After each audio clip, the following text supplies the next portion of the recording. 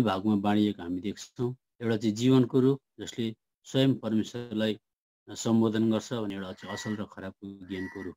अनि उत्पत्तिको किताब 4 अध्यायमा आउँदाखेरि हामी फेरि त्यहाँनिर त्यो रुख त्यहाँ अघि थियो साङ्गीतिक हिसाबमा। अब त्यो रुखदेखि बढेर अलिकति यसले बृहत रूप अथवा अलिकति यसले रूप फेरेको हामी चाल पाउँछौँ। कस्तो खालको रूप भन्दाखेरि 2 जना व्यक्ति जसले परमेश्वरको नाम लिन्थे। यहोवा परमेश्वरदेखि बाहेक अरू कोही पनि छैन भनेर उनीहरूको बुझाइ थियो, समझ थियो। अनि 2 जना व्यक्तिले परमेश्वरलाई केही चढाउनुपर्छ, दिनुपर्छ भनेर पनि उनीहरूकोमा सुझबुझ थियो। उनीहरू 2 जना व्यक्ति आए अनि कैन र हाबिल हामी देख्छौँ। अनि कैनले पनि परमेश्वरलाई केही कुरो दिनुपर्छ। कैन मूर्ति पूजक थिएन। कैनले कुनै ढुङ्गा मुढा पुजेको थिएन। कैनले संसारमा परमेश्वर सिवाय अर्को कोही छैन भनेर भन्न सक्थ्यो। कैनलाई परमेश्वरको नाम सोधेको भए सायद कैनले यहोवा परमेश्वर भनेर भन्थ्यो। अनि त्यति घडी संसारमा अरू धर्म कर्महरू केही पनि आएका थिएनन्। 2 जना व्यक्ति जाँदैछन्। 2 जना व्यक्तिले परमेश्वरलाई केही कुरो दिने विचार गरेका छन्। अनि यहाँ पनि हामी त्यो चर्च अलिकति यसले अलिकति विस्तृत रूप लिएको आकार लिएको हामी देख्छौँ। अनि त्यति घडी एउटा कैनको चर्च छ, एउटा हाबिलको चर्च भयो। हाबिलको सुझबुझ अनुसार परमेश्वरलाई कस्तो प्रकारले चिन्छ अनि कैनको सुझबुझ अनुसार परमेश्वरलाई कस्तो प्रकारले चिन्छ। अनि यहाँनिर हामी देख्छौँ कैनको चर्चमा हामी देख्छौँ डाहा छ, ईर्ष्या छ, म भन्ने कुरो मरेको छैन। अनि कैनको चर्चमा परमेश्वरले चाहेको थियो तैँले चाहिँ पापलाई राज्य गर्नुपर्छ भनेको थियो। अनि त्यही कुरोमा फेल खायो। परमेश्वरप्रति परमेश्वरको ज्ञान सम्बन्धमा थियोलोजी भनौँ, ईश्वर शास्त्रमा सायद कैनले धेरैवटा कुरो जानेको थियो। तर कैनको चर्चमा चाहिँ ईर्ष्या, डाहा अनि जलन अनि विरोध अनि हत्या सम्बन्धका कुराहरू थिए। अनि हाबिल सिधा सादा थियो। उसले परमेश्वरलाई जो आफ्नो इच्छाले केही कुरो दिन चाह्यो ऊ मर्यो पनि। अनि यहाँनिर हामी यहाँ पनि अलिकति चर्च अलिकति बढेर गएको देख्छौँ। त्यस्तै प्रकारले अब उत्पत्तिको किताब 11 अध्यायमा आउँदाखेरि अब यो जुन चाहिँ बेबिलोन भन्ने चर्च हुन्छ जुन चाहिँ मूल होइन, परमेश्वरले चाहेको होइन, यसको उत्पत्ति कसरी हुन्छ भन्दा उत्पत्तिको किताब 11 अध्यायमा आउँदाखेरि अब हामी बिस्तारै बिस्तारै मैले पहिला पनि सायद यो कुरो बताएँ कि बताइनँ, बिस्तारै बिस्तारै यो यसको उद्गम स्थान चाहिँ उत्पत्तिको किताबमा भएको सानो पानीको मुहान उम्रेको पहाडमा। तर त्यसले अलिकति बृहत रूप लिँदै लिँदै 2टा शाखा भएको, खोला भएको अथवा झरना, त्यहाँदेखि खोला हुँदै हुँदै हुँदै हुँदै हुँदै हुँदै अलिक ठुलो नदी हुँदै हुँदै एकदमै प्रकाशको किताबमा जाँदाखेरि चाहिँ छर्लङ्ग देखिन सक्ने 2 प्रकारको नदीहरू हामी देख्छौँ। त प्रकाशको किताबमा जाँदाखेरि चाहिँ त्यहाँ छुटिन्छ कुन चाहिँ मण्डली चाहिँ बेबिलोन थियो, कुन चाहिँ मण्डली चाहिँ यरुसलेम थियो भनेर छुटिन्छ। तर कमसेकम बाइबल पढ्दा हामी यसरी अलिकति यसको साङ्केतिक हिसाबमा हामी देख्छौँ। अब यो बेबिलोन कसरी सुरु भयो भन्दा उत्पत्तिको किताब 11 अध्यायमा यहाँनिर सुरु भएको छ। 4 पदमा तिनीहरूले भने आओ हामी आफ्ना निम्ति एउटा सहर र टुप्पा चाहिँ आकाशसम्म पुग्ने एउटा धरहरा बनाऊ र आफ्ना निम्ति त्यहाँ एउटा नाम कमाऊ भनेर भने। अब यो चाहिँ कसरी सुरु भयो भन्दा हेर्दा हेर्दा स्वर्गै ताकेको छ यसले पनि धरहराले। अनि यहाँ पनि हामी युनिटी अथवा एकता देख्छौँ। तर यो कुरोले स्वर्ग ताक्नु मतलब परमेश्वर सम्बन्धी कुरा, स्वर्गीय कुराकै निम्ति बल गरेको हो भनेर बुझ्छौँ। किनभने यहाँ हामी देख्छौँ। तर कुरो के छ भनेदेखि चाहिँ यहाँ तपाईँले शब्दलाई हेर्नु भने आओ हामी भनेपछि मान्छेबाट सुरु भयो। अनि आफ्ना निम्ति मान्छेकै निम्ति, अनि टुप्पा चाहिँ आकाशसम्म पुग्ने एउटा धरहरा बनाऊ र आफ्ना निम्ति एउटा नाम कमाऊ। मान्छेको नामको निम्ति मान्छेद्वारा सुरु भएर अनि मान्छेकै महिमाको लागि यो कुरो भएको हामी देख्छौँ। यसले गर्दा कुनै पनि चर्चमा ध्यान दिएर सुन्ने सबैजनाले, कुनै पनि चर्चमा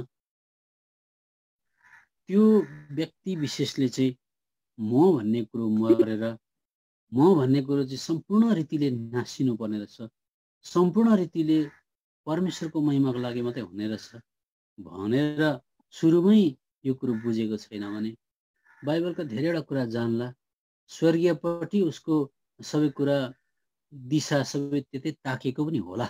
तर याद गर्नुहोस् त्यहाँ म मरेको छैन भनेदेखि चाहिँ के हुन्छ भनेदेखि चाहिँ महिमा चाहिँ प्रभुलाई जाँदैन।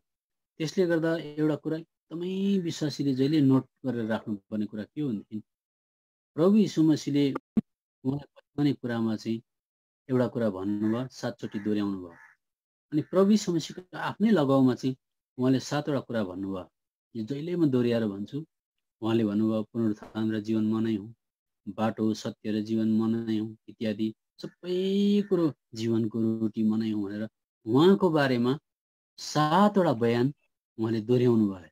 हाम्रो बारेमा चाहिँ एउटा बयान भन्नुभयो, तर त्यो चाहिँ 7 चोटि दोहोऱ्याउनु भयो। किन भन्दाखेरि चाहिँ बाइबलमा भनेको छ। हामी एकछिन यसलाई राखेर मत्तीको किताबमा हौँ। मत्तीको किताबमा आउँदाखेरि 16 अध्यायमा आउँदाखेरि पत्रसले पनि प्रभु यीशु मसीहको लगाउमा दर्शन पाएका थिए, जस्तो हाबिलले पनि पाएको थियो, कैनले पनि पाएको थियो। पत्रसले पनि करेक्ट एन्सर दिएका थिए, करेक्ट उत्तर दिएका थिए, सही उत्तर दिएका थिए। यो कुरो मत्तीको किताब 16 अध्यायमा हामी पाउँछौँ। प्रभु यीशु मसीहले प्रश्न तेर्साउनु भयो, तिमीहरू मलाई को भन्छौ? 16 अध्यायको यहाँनिर हामी पाउँछौँ 13 पद 14 पदमा।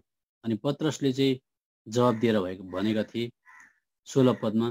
अनि सिमोन पत्रसले जवाब दिएर भने, तपाईँ जीवित परमेश्वरका पुत्र ख्रिस्ट हुनुहुन्छ भनेका थिए। अनि यो चाहिँ सठिक प्रकारको उत्तर थियो। हुनसक्छ कहीँले पनि परमेश्वरको लगाउमा थियोलोजी भन्छ अथवा ईश्वर शास्त्रमा चाहिँ आज उनी पनि एकदम सठिक थिए।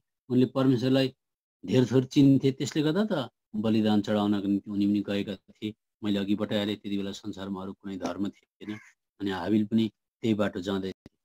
तर 16 अध्यायको यहाँनिर 21 पददेखि जब प्रभु यीशु मसीहले त्यो बाटोमा जाने हो भनेदेखि चाहिँ मर्नुपर्छ, तिम्रो सम्मान इज्जत प्रतिष्ठा केही हुँदैन, तिमी बेइज्जतको बाटोबाट भएर जानुपर्छ, तिमी सम्पूर्ण रीतिले मरिसकेपछि मात्रै आज म काम गर्न सक्छु भनेर आफ्नै लगाउमा प्रभु यीशु मसीहले म त यरुशलेम जानु, बुढा प्रधान शास्त्रीहरूको हातबाट मारिनु काटिनु, आज बेइज्जत हुनुपर्छ भनेर भन्दाखेरि चाहिँ पत्रसले यहाँनिर 23 पदमा, तर उहाँले फर्केर पत्रसलाई भन्नुभयो। यहाँ पत्रसले भनेका छन् 22 पद, त पत्रसले उहाँलाई एकातिर लगेर यसो भन्दै हप्काउन लागे, यस्तो नहोस् प्रभु। हेर्नुहोस्, त्यसले गर्दा कुनै पनि चर्चको शिक्षामा दिन प्रतिदिनको जीवनमा विश्वासी चाहिँ विलिन हुँदै हराउँदै उसको प्रतिष्ठा सम्मान इज्जत भन्ने सबै कुरो हराउँदै जानुपर्छ।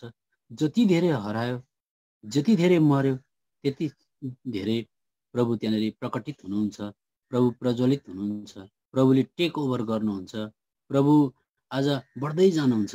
अनि मात्रै प्रभुले सम्पूर्ण रीतिले टेक ओभर गरेर हाम्रो जीवनलाई लिन सक्नुहुन्छ, बनाउन सक्नुहुन्छ भनेर यो कुरो हामीले बुझेका छैनौँ भनेदेखि चाहिँ अघि उत्पत्तिको किताबमा 2 अध्यायमा हामीले हेर्दाखेरि त्यहाँनिर एउटा जीवनको रुख छ, एउटा चाहिँ असल र खराबको ज्ञान दिने रुख छ। अनि जब मान्छेले असल र खराबको ज्ञान दिने रुख चुनिसकेपछि परमेश्वरले आदम र हव्वालाई त्यहाँबाट बहिष्कार गरेर निकालिदिनु भयो, निष्कासित गर्नुभयो, बाहिर निकाल्नु भयो।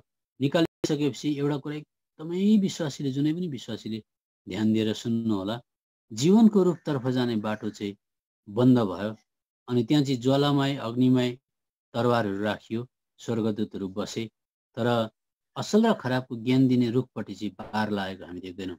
भन्नु मतलब एउटा विश्वासीले प्रभुलाई पाएर असल र खराबको ज्ञान दिने रुखबाट प्रशस्त खान सक्छ, बाइबल पढ्न सक्छ, थियोलोजी गर्न सक्छ, बिहान बेलुकै बाइबल पढ्न सक्छ, त्यसमा कुनै पाबन्दी छैन, बार छैन, त्यसमा कुनै मर्नुपर्ने कुरो छैन, स्वार्थ मर्नुपर्ने कुरो छैन, त्यहाँनिर प्रतिष्ठा मर्नुपर्ने कुरो छैन, त्यहाँनिर त्यो खुला छ। तर याद गर्नुहोस्, म जीवनको रुखतर्फ जान्छु वापस फेरि भनेदेखि चाहिँ ज्वालामय तरवारबाट भएर जानुपर्छ। तरवारले कहिले पनि हामीलाई स्वास्थ्य राख्दैन, तरवारले मार्छ, मर्नुपर्छ। आगोले कहिले पनि हामीलाई जिउको तिउ राख्दैन, आगोले डढाउँछ, जल्नुपर्छ। भन्नु मतलब म जीवनको रुखतर्फ जान्छु भन्छ कसैले, वापस प्रभुलाई म पक्रिन्छु भन्छ भनेदेखि चाहिँ त्यो बाटो आउने व्यक्ति चाहिँ मर्नुपर्छ, हराउनुपर्छ, विलिन हुनुपर्छ, अनि मात्रै पारिपट्टि झुल्किन सक्छ भनेर बाइबलले सन्देश दिएको थियो। अनि पत्रसको लगाउमा पनि परमेश्वरलाई चिन्ने सम्बन्धमा पत्रसले तपाईँ चाहिँ जीवित परमेश्वरका पुत्र ख्रिस्ट हुनुहुन्छ भनेर भनेका थिए। तर प्रभुले मर्नुपर्छ, म बेइज्जत हुनुपर्छ, हराउनुपर्छ, विलीन हुनुपर्छ भन्दाखेरि प्रभुको प्रतिष्ठा, सम्मान, प्रभुको प्राण, प्रभुको रगतधरि बगेर प्रभु एकदमै मानव एकदमै माटोमा धुलोमा अब मिल्न लाग्नु भएको थियो। प्रभुको केही पृथ्वी तलको कुरो रहनेवाला थिएन। त्यति बेला पत्रसले यो कुरोलाई चाहिँ इन्कार गरेका थिए। भन्नु मतलब उनले परमेश्वर सम्बन्धी कुरामा सही प्रकारको उत्तर दिए तापनि जीवनको रुखतर्फ पस्ने बाटो को सम्बन्धमा चाहिँ पत्रस चुकेका थिए। अनि प्रभुले त्यति घडी एउटा बयान भन्नुभएको छ, त्यो बयान चाहिँ 7 चोटि रिपिट गर्नुभएको छ। यो चाहिँ कहिल्यै बिर्सिनु हुँदैन। त यी दिनहरूमा हामी प्रशस्त जहाँबाट पनि बाइबलको नलेज चाहिँ पर्याप्त मात्रामा आज हामी सुनिरहेका छौँ। ज्ञानमाथि ज्ञान, ज्ञानमाथि ज्ञान, बुद्धिमाथि बुद्धि। अब त सुरुमा कसले के बताएको थियो बिर्सिम सक्नुभयो होला। भन्नु मतलब ठेलीमाथि ठेली। अब मानव भोलि चाहिँ इक्जाम छ, परीक्षा छ जस्तो गरेर रटेकै पढेकै हामी गरिरहेका छौँ। तर यो चाहिँ यसको निम्ति कोही मर्नु पनि पर्दैन, यसको निम्ति कुनै त्याग बलिदान पनि पर्दैन।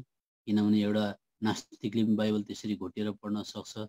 अनि एउटा केमिस्ट्री पढ्ने, बायोलोजी पढ्ने, म्याथ्स जान्ने मान्छे, ब्रिलियन्ट मान्छेले पनि बाइबललाई फरर बताउन सक्छ। तर त्यो कुरोले चाहिँ आज हामीलाई जीवनको रुखतर्फ चाहिँ बिरलै मात्रै लान सक्छ। तर लान सक्छ त्यो लेखेको छ।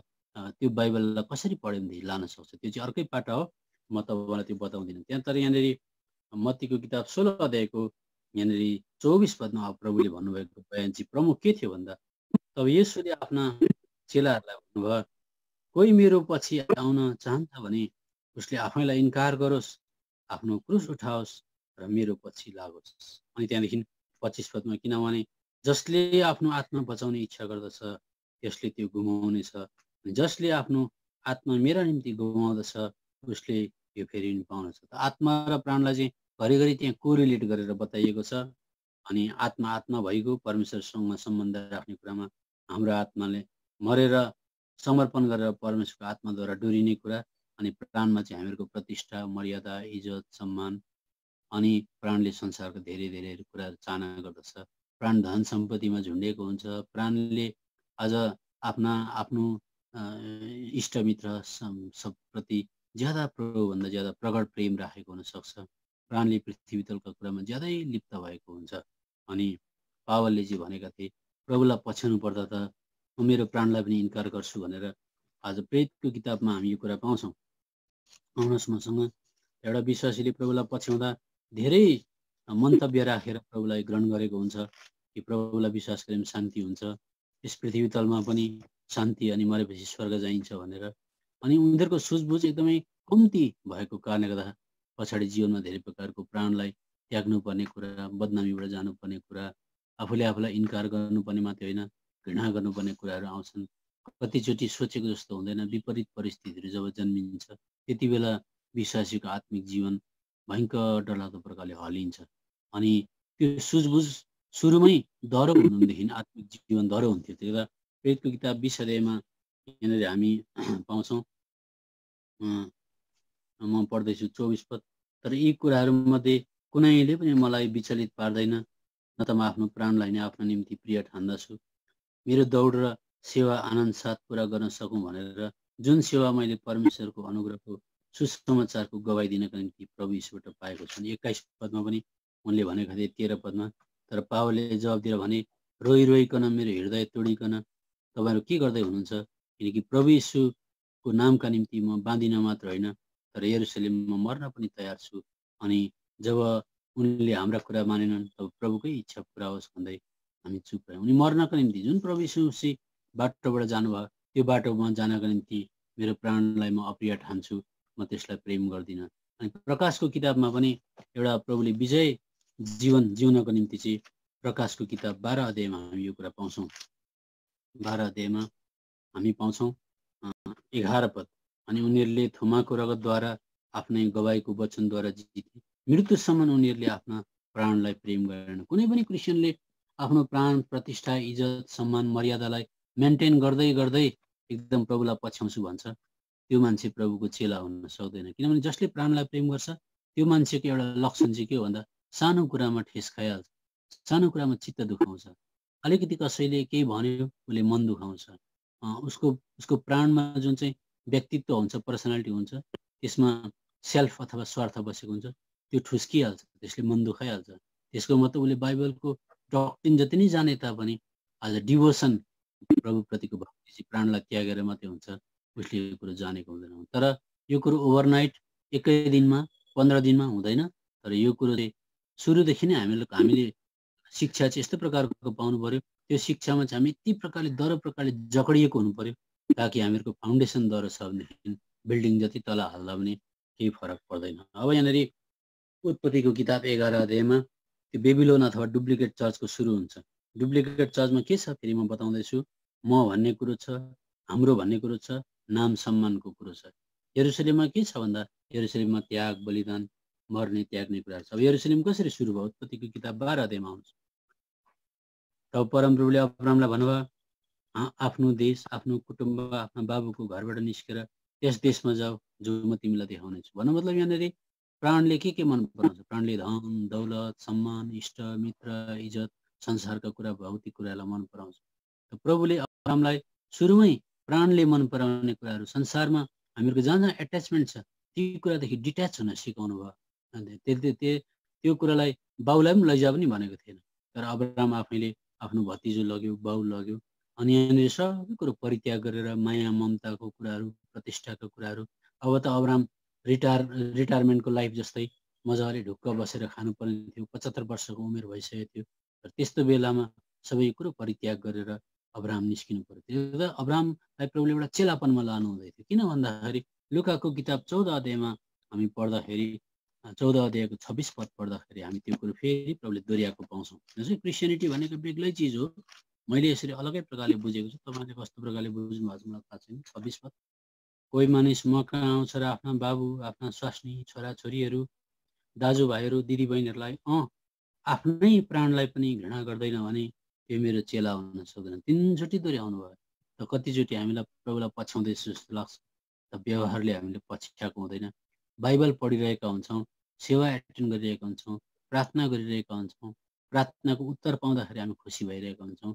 तर प्रार्थनाको उत्तर आयो भन्दैमा म साँचो क्रिस्चियन रहेछु, म प्रभुलाई पछ्याउँदैछु भनेर भन्नु धोका पनि हुन सक्छ। किनभने प्रार्थनाको उत्तर त आज जङ्गली जनावरले पुकार्दा पनि प्रभुले आहारा दिएको छ। कागको बचेराले पुकार्दा पनि कागको बचेरालाई प्रभुले खुवाएको छ। अजिङ्गरले पुकार्दाखेरि पनि अजिङ्गरलाई प्रभुले खुवाएको छ। किन प्रभु दयालु, कृपालु हुनुहुन्छ। संसारको मूर्तिपट्टि फर्केर कसैले पूजा अर्चना गर्दा पनि उसको पनि घाउ जाति हुन्छ। मूर्तिले गरेको होइन, परमेश्वरले घाउ जाति गरिदिनुहुन्छ र परमेश्वरले उनीहरूलाई खुवाउनुहुन्छ, प्याउनुहुन्छ, धन दिनुहुन्छ, रूप दिनुहुन्छ, सफलता दिनुहुन्छ। तर त्यो होइन कि प्रार्थनाको उत्तर आयो भन्दैमा मैले प्रभुलाई पछ्याउँदैछु भनेर भन्नु चाहिँ धोका हुन सक्छ। त्यसले गर्दा लुकाको किताब 9 अध्यायको 23 पदमा प्रभुले भन्नुभयो, जस कसैले मलाई पछ्याउँछ दिनहुँ क्रुस उठाओस् र मेरो पछि लागोस् भनेपछि तिम्रो प्रतिष्ठा क्रुसले के गर्छ? क्रुसले प्रतिष्ठा, सम्मान, इज्जत, प्राण, रगत, तिर्खा या मलाई तिर्खा लाग्यो भन्न पाइँदैन। सबै कुरो निमिट्यान्न पारिदिन्छ, बेइज्जत पारिदिन्छ, नाङ्गो पारिदिन्छ, पब्लिक जनसमूहको अगाडि खुल्याम बेइज्जत पारिदिन्छ, आफ्ना जतिलाई विच्छिन्न प्रकारले पारिदिन्छ, खोसिदिन्छ, अनि लास्टमा एकदम क्रूर मृत्यु मर्नुपर्छ। त्यसले गर्दाखेरि क्रिस्चियनिटीमा प्रभु म तपाईँलाई जीवनको रुखपट्टि म जाने, मलाई यरुशलेममा राख्नुहोस् भनेदेखि प्रकाशको किताबमा जाँदाखेरि यरुशलेम कसरी बनियो? प्रकाशको किताब 21 अध्यायमा जाँदाखेरि यरुशलेम त्यसै बनिँदैन। यरुशलेम कसरी बनिन्छ यहाँ लेखिएको छ। यहाँ यरुशलेममा हामी पाउँछौँ नयाँ यरुशलेम लेखिएको छ। अनि नयाँ यरुशलेम लेखिसकेपछि एकैताल हामी तल के भन्छ 16 पददेखि मुनि हेऱ्यौँ भनेदेखि त्यो सहरको त्यहाँनिर नापजोक बताइएको छ। अनि प्रत्येक त्यहाँनिर मोतीहरू, रत्नहरूले सिँगारिएको हुन्छ। मोती र रत्न आज कसरी बनिन्छ भन्दाखेरि आगोद्वारा जानुपर्छ, जाँचद्वारा जानुपर्छ, कठिनाइद्वारा जानुपर्छ। मोती जमिनमाथि हुँदैन। मोती अथवा यो रत्नहरू, विभिन्न प्रकारका पत्थरहरू पृथ्वी तलको पेटमा प्रचण्ड अग्निबाट भएर गएर उनीहरू बनिएका हुन्छन्। कसैले त्यो कुरो देख्दैन। भित्र आन्द्रोणै एकदमै गहिरो प्रकारले उनीहरू आगोबाट भएर सल्केर गएका हुन्छन्। उनीहरूले व्यथा खपेका हुन्छन्, कष्ट खपेका हुन्छन्। अनि रिफाइन हुँदै हुँदै हुँदै उनीहरू आज नदेखिने प्रकारले बनिँदै बनिँदै बनिँदै बनिँदै गइरहेका हुन्छन्। अनि हामी अयुबको किताबमा पनि हामी देख्छौँ, अयुबको किताब सायद 10 अध्यायको 23 हो कि 23 को 10 पदमा प्रभुले मलाई जाँच्नुहुन्छ, जब जाँचिसक्नुहुन्छ म सुन जस्तो निखुर भएर निस्किन्छु भने जहिले पनि यरुशलेममा आगो हुन्छ, यरुशलेममा जाँच हुन्छ, यरुशलेममा प्रतिष्ठा मर्नुपर्छ, मर्यादा मर्नुपर्छ, सम्मान मर्नुपर्छ। अनि व्यक्ति विशेषले घर परिवारमा होस्, चाहे मण्डलीमा होस्, चाहे समाजमा होस्, दिन प्रतिदिनको जीवनमा एकदम आफू मरेर जानुपर्ने, आफू हराउनु पर्ने, बिलाउनु पर्ने धेरै मौकाहरू पाएको हुन्छ। अनि त्यो मौकाहरू पाउँदाखेरि त्यसबाट जाँदैछ भनेदेखि चाहिँ त्यो चाहिँ प्रत्यक्ष लक्षण हो। तर अब बेबिलोन, अब यहाँनिर फेरि उत्पत्तिको किताबमा हामी आउँ, उत्पत्तिको किताब 12 अध्यायमा आउँ। अनि अब्राहमले सबै कुरा छोडे, अनि छोडेर उनी निस्किसकेपछि छाँटकाँट हुँदै गयो, बाउ पनि मर्नु पर्यो, भतिजो पनि छुटिनु पर्यो। त्यहाँबाट अब्राहमले आफ्नो पहिला जन्मेको यो के भन्छ छोरो जुन चाहिँ थियो इस्माइल थियो, इस्माइललाई पनि मुटु मिचेर त्याग्नु पर्यो। त्यसो हुँदै हुँदै गइसकेपछि आज उनको आफ्नै छोरो जन्मियो, आफ्नै छोरो जन्मिँदा पनि आफ्नै छोरो पनि परित्याग गरेर उनले चुप्पीले घोपेर मार्नका निम्ति नि तयार भयो। भन्नु मतलब परमेश्वरमा त्यो बाटोबाट जाँदाखेरि छनौटबाट जानुपर्ने रहेछ। मैले पृथ्वी तलमा भएका भौतिक कुराहरू भन्दा ज्यादा तपाईँलाई माया गर्नुपर्दछ, तपाईँलाई मैले उत्कृष्ट जग्गा दिनुपर्दछ प्रभु, म त्यो बाटोबाट भएर जान्छु भन्दाखेरि अब्राहमलाई प्रभुले त्यो बाटोबाट लानु भएको थियो। त्यो त यरुशलेममा चाहिँ त्याग, बलिदान, मर्ने कुरा, यस्ता कुराहरू छन्, सेक्रिफाइसका कुराहरू छन्। अनि हामीलाई एउटा कुरा थाहा छ, परमेश्वरले पछाडि पुरानो नियममा एउटा घर बनाउने इच्छा गर्नुभयो, मन्दिर बनाउने इच्छा गर्नुभयो। अनि त्यो मन्दिर बनाउने इच्छा गर्दाखेरि कहाँ चाहिँ बनाउने त त्यो मन्दिर भन्दा तपाईँ हामीलाई थाहा छ, यो कुरो सायद दोस्रो इतिहासको किताब 3 अध्यायमा पाइन्छ। दोस्रो इतिहासको किताब 3 अध्यायमा जाँदाखेरि यो कुरा हामी पाउँछौँ। त्यही त यरुशलेमको तपाईँको लक्षणहरू, यरुशलेमका चरित्रहरू, यरुशलेमका गुणहरू, यरुशलेम हुनुपर्ने तथ्यहरू के हुन्, त्यो कुरा हामी बिस्तारै बुझ्न सक्छौँ। त हामीले यो वचन पढेर जाँच गर्नुपर्छ, म चाहिँ यरुशलेमको बाटोमा जाँदैछु कि अनि बेबिलोनको बाटोमा छु भनेर हामीले फाइन्ड आउट गर्न सक्छौँ। यहाँनिर दोस्रो इतिहासकै किताबमा हुनुपर्छ, 3 अध्यायतिर हुनुपर्छ। मसँग आउनुहोस्, यहाँ हो रहेछ 3 अध्याय। परमप्रभुको भवनको निर्माण, तपाईँ र म पनि परमेश्वरको मन्दिर बनिँदै बनिँदै बनिँदै जाँदैदेखि परमेश्वरले एउटा जग्गा छान्नुहुन्छ। त्यो जग्गामा चाहिँ के भएको हुनुपर्छ भन्दाखेरि यो कुरा, तब सुलेमनले यरुशलेममा मोरिया पहाडमा जहाँ परमप्रभु तिनका पिता दाउद कहाँ देखा पर्नु भएको थियो, अर्थात् यबुसी ओर्नानको खलामा दाउदले तयार पारेको ठाउँमा परमप्रभुको भवन बनाउन सुरु गरे। यरुशलेम भनेको ठुलो जग्गा हो। यरुशलेम भन्ने बित्तिकै फेरि अझै यरुशलेमको कुन चाहिँ जग्गामा भन्दाखेरि मोरिया पहाडमा। किन मोरिया पहाडमा भन्दा जहाँ अब्राहमले सबै कुरो परित्याग गर्दै गर्दै गर्दै गर्दै गर्दै अन्तमा अब्राहम त बिलाइरहेका थिए। अब्राहम मानव एउटा संसारमा कोही पनि होइन, केही पनि होइन। आफ्नो छोरो भएको, बुढेसकालमा भएको छोरो पनि मार्नुपर्ने अवस्थामा पुग्दा अब्राहमकोमा के रहेर अब्राहमले त्यो छोराको सट्टामा हजारौँ भेडा बाख्रा दिन सक्थे। अब्राहम धनी थिए, तर अब्राहम अन्तमा गएर सुरुमा पनि छोराछोरी बेगरका थिए, अन्तमा गएर पनि अब्राहम अझ छोराछोरी बेगरको अथवा केही धन सम्पत्ति बेगरको हुन आँटेका थिए। किनभनेदेखि त्यति घडी अब्राहम फेरि गरिब भएका थिए, गरिब हुन लागेका थिए। एउटै भएको छोरो अब नहुनु मतलब अब्राहम जति गरिब भएको को हुनसक्छ। त मोरिया पहाडमा अब्राहमले त्यो बलिदान गर्न चाहेका थिए। यरुशलेमको पनि मोरिया पहाडमा अझै फेरि दाउद कहाँ देखा पर्नु भएको थियो, अर्थात् ती यबुसी ओर्नानको खलामा। त्यसले गर्दा त्यो जग्गामा प्रभुले दाउदलाई पनि ल्याउनु भएको थियो। अनि दाउदले पनि दोस्रो सामुएलको किताब 24:24 पढ्दाखेरि आज यहाँनिर भनेका थिए, आउनुहोस् त दोस्रो सामुएलको किताब 24:24 पदमा दाउदले एउटा बयान उच्चारण गरेका थिए। त्यो बयान चाहिँ के थियो भन्दाखेरि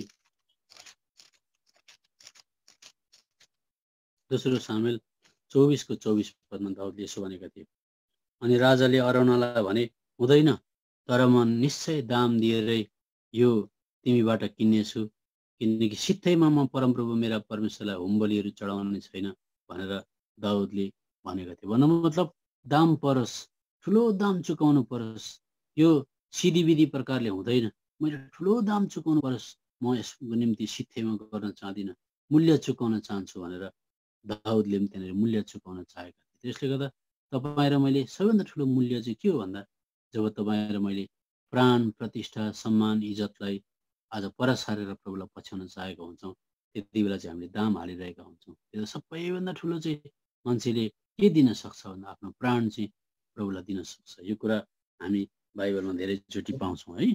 त अब त्यसरी यरुशलेमको सुरु भयो, त्याग बलिदानको साथमा सुरु भयो। अनि दाउदले राजा अब्रामले आफ्नो भन्ने प्रतिष्ठा भन्ने कुरा के राख्न पाएनन्, रितिँदै गए। यो कुरा हो। अब बेबिलोन चाहिँ मान्छेको सम्मानको लागि, इज्जतको लागि, प्रतिष्ठाको लागि सुरु भयो। स्वर्गै ताकेको छ भन्नु मतलब त्यहाँ क्रुस छैन। क्रुस जहाँ छैन, जुन मेसेजमा क्रुस छैन, यो क्लब हुन्छ भनेर मैले धेरैचोटि तपाईँहरूलाई बताएको छु। अनि यो जुन चाहिँ बेबिलोन छ, बेबिलोन चाहिँ मैले जहिले पनि बताउने गर्छु कि यो पहाडमा माथि पानी उम्रिन्छ हिमचुलीमा। अनि त्यो पानी चाहिँ कोही जग्गा देखा पर्छ, कोही जग्गा फेरि भन्ज्याङतिर पस्छ, देखिँदैन। फेरि तल तल गाडी कुद्दै जाँदाखेरि त्यो खोला फेरि देखिन्छ। हुँदै हुँदै हुँदै जब हामी मैदानमा पुग्छौँ, अनि मैदान गएपछि यो चाहिँ टिस्टा हो, यो चाहिँ रङ्गीत हो, यसको मुहान माथि माथि माथि माथि सिक्किमको यहाँ छ नि भनेर भनिन्छ। अनि टिस्टा एकपट्टि गएको, रङ्गीत एकापट्टि गएको हामी देख्छौँ। त्यस्तै प्रकारले दानियलको किताब 4 अध्यायको 35 पदमा घरिघरि बाइबलभित्र बेबिलोन झल्किन्छ। दानियलको किताब 4 अध्यायको हामी पाउँछौँ 32 पदमा यो कुरा हामी पाउँछौँ। अघि जुन शब्द उच्चारण गरेको थियो उत्पत्तिको किताब 11 अध्यायमा, आऊ हामी हाम्रा निम्ति, हाम्रा नामका निम्ति भनेको थियो। त्यही त्यो बेबिलोनको चाहिँ त्यो टोन, त्यो आवाज, त्यो भित्रको जुन चाहिँ खास कुरो छ, म भन्ने कुरा नमर्ने, जहाँ मैले भने नि क्रुस छैन, जहाँनिर सम्मान प्रतिष्ठा मर्ने कुरा छैन, त्यो चाहिँ कहिल्यै बेबिलोनमा मरेको हुँदैन। अनि जति नै उन्नति गरेर, जस्तै घर बनाऊ, जति नै बाइबल स्टडी गरेर, जहाँ म भन्ने कुरो मरेको छैन भने त्यो चाहिँ बेबिलोनको चरित्र हो। दानियलको किताब 4 अध्यायको 32 पदमा अब फेरि हामी त्यो खोला एक जग्गा निस्केको देख्छौँ है त। यहाँनिर पढ्नुहोस्, हामी पढ्छौँ। दानियलको किताब 4 अध्यायको पढ्दैछु म। 4 अध्यायको 30 पद रहेछ, माफ गर्नुहोस्। राजा बोले र भने, के त्यो सहर महान बाबेल होइन, जसलाई मैले, हेर्नुहोस् अघि उत्पत्तिको किताब 11 अध्यायमा आएको शब्द फेरि दिँदैछ, जसलाई मैले आफ्नै बलको सामर्थ्यले राजकीय वासस्थान हुनलाई र मेरो प्रतापको महिमाका निम्ति निर्माण गरेको छु। भनेपछि बेबिलोनको त्यो टोन चाहिँ कहिले हराउँदैन। त्यो भित्र चर्च हुन्छ, तर चर्चभित्र चाहिँ कुनै, चर्चभित्र भन्नाले कुनै एउटा सेवाघरभित्र 50 जना विश्वासीलाई नसोच्नुहोस्। चर्चभित्र भन्नाले 2 जना बुढाबुढी छ अरे, 2 जना बुढाबुढीमा 2 जनाले म प्रभु यीशु मसीहलाई पछ्याउँछु भन्छ। अनि मन्दिर कहाँ छ त भन्दा अहिले यहाँ ठुलो घर छैन। मन्दिर भनेको व्यक्ति विशेष क्रिस्चियनको शरीरलाई मन्दिर भन्छ।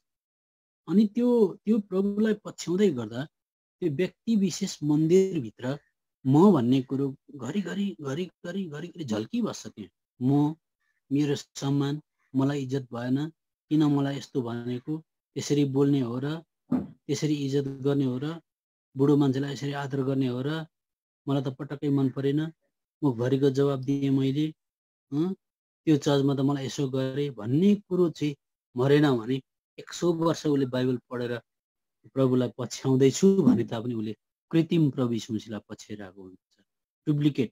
तर याद गर्नुहोस्, किन चाहिँ गडबड हुन्छ, किन झगडा हुन्छ, किन डिस्कस हुन्छ, किन चर्चमा घरिघरि पञ्चायती राज राख्नुपर्छ, किन घरिघरि सभा राख्नुपर्छ, किन फकाइबस्नुपर्छ भन्दा विशेष कुरो चाहिँ म मरेको हुँदैन। अनि त्यो म चाहिँ कहाँदेखि आएको हामीलाई थाहा छ। त्यो चाहिँ शैतानले लिएर आएको म भने। अनि त्यो पोइजन चाहिँ आज विश्वासीको हृदयभित्र हालिदियो, अन्य जातिको हृदयभित्र हालिदियो।